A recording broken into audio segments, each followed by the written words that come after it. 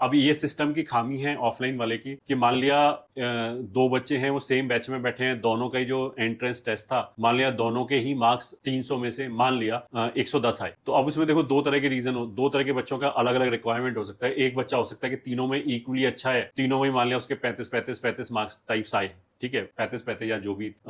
40 marks आ गए मान लिया, ऐसे करके 110 पहुंचे। दूसरे बच्चे का हो सकता है कि दो सब्जेक्ट बहुत अच्छे हों, कि फिजिक्स में मान लिया उसका 70 आ गया, केमिस्ट्री में मान लिया उसका 35 आ गया, और मैथ्स में मान लिया 5 आ गया। तो ये तो देखो बैच में अब दिक्कत आएगी कि वो जो बच्चा हो गया उसका एक सब्जेक्ट बहुत स्ट्रांग है और एक सब्जेक्ट बहुत ज्यादा वीक है, तो इन दोनों बच्चों के इनपुट में भी डिफरेंस आना चाहिए कि जो तीनों एक जैसे बराबर हैं तो उसको तो एक तरह का इनपुट मिलना चाहिए, क्योंकि उसकी जो एक्सपोजर और रिसेप्टिविटी है एक सर्टेन लेवल पे। दूसरा जो बच्चा है जिसका फिजिक्स बहुत ज्यादा स्ट्रांग है, ऑफ कोर्स उसको उसके पास रिसोर्सेज ऐसे होने चाहिए कि वो मैथ में फुल टाइम दे, अपना पढ़ाई का 50% टाइम मैथ में इन्वेस्ट करे, क्योंकि सबसे ज्यादा वहीं पे इंप्रूवमेंट होगा उसका। फिजिक्स में मान लिया 20% टाइम दे के भी वो उस लेवल पे रह सकता है। तो इस तरह के वेरिएशन तो आएंगे, ठीक है।